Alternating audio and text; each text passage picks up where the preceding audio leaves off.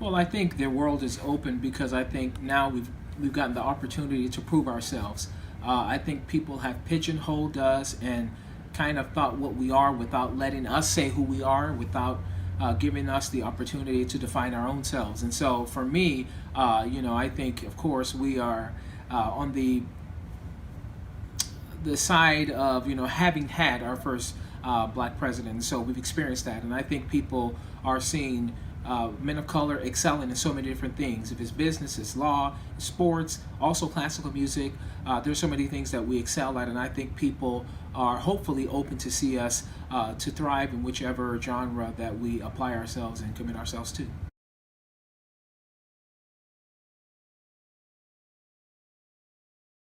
Now we're just in the beginning phases of cycles of my being. I am an artistic advisor at Opera Philadelphia. That's my home company, if you want to say that. And they are very interested in supporting me and my aspirations. And so when I brought this project to them, they were very open to take it on.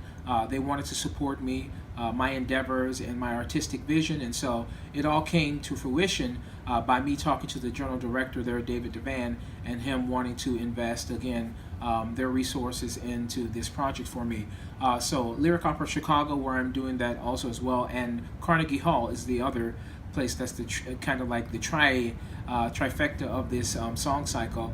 All of these things, all of these companies have initiatives to try to expand diversity, to try to reach out to people, to try to serve the people of these various communities. And so this is why I chose these companies. They're very highly visible. Of course, they do tremendous work. And again, there are people that want to really expand diversity and to see people of all different races and genres doing things.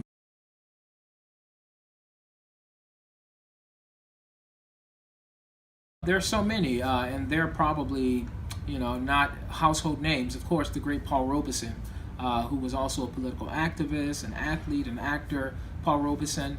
There's a gentleman by the name of George Shirley, who's about 85 or 86 years old, African American man, who was probably the first who got a chance to sing in some of these important theaters. As you mentioned, Roland Hayes, Vincent Cole, Donnie Ray Albert, Simon Estes are names again that have achieved great things in the classical field, but haven't gotten necessarily all the recognition that they are deserving of.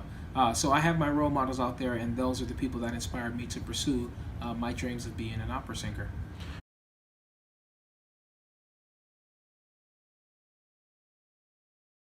I was involved in music in church and high school, choir and stuff like that, and I had people who told me that I had a certain talent. I had someone who pointed me out, one of my teachers, and said, there's something unique about the voice you have, so you have to pursue it.